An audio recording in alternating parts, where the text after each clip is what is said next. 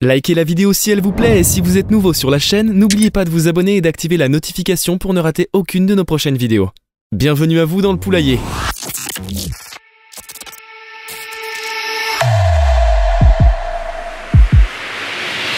Près de 97% de l'eau du monde est salée.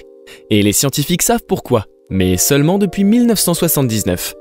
L'explication vient en fait d'étranges structures sous-marines que l'on appelle les fumeurs noirs. Il y a quelques 49 millions de milliards de tonnes de sel dissous dans les mers, l'équivalent d'une couche globale de 45 mètres d'épaisseur. Pourquoi? À cause des conditions initiales de la formation de la Terre. Salée, la mer l'est, et pas qu'un peu. En moyenne, 1 litre de son eau contient 34,7 grammes de sel, soit l'équivalent de 6 cuillerées à café. Tous les océans confondus, cela donne quelques 49 millions de milliards de tonnes de sel dissous, qui, s'il venait à se cristalliser, formerait une couche totale de 45 mètres d'épaisseur.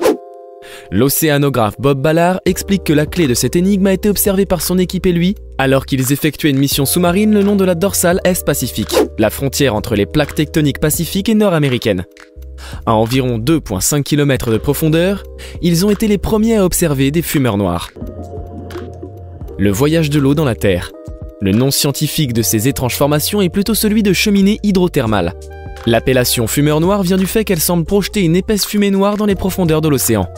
En réalité, il s'agit de microcristaux de minéraux, à la source de la salinité des océans. Les cheminées sont le point de sortie de l'eau de mer qui est passée dans les roches de la croûte océanique. En profondeur, l'eau a été chauffée et s'est donc chargée de minéraux extraits de basalte océanique à leur contact.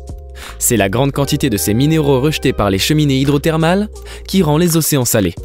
Leur estimation de la quantité de fluide s'échappant de fumeurs noirs a d'ailleurs permis de déduire que la totalité du volume des océans voyageait dans la croûte océanique tous les 6 à 8 millions d'années. Avant de partir les amis, n'oubliez pas de vous abonner. C'était votre poule de cristal. À bientôt dans le poulailler.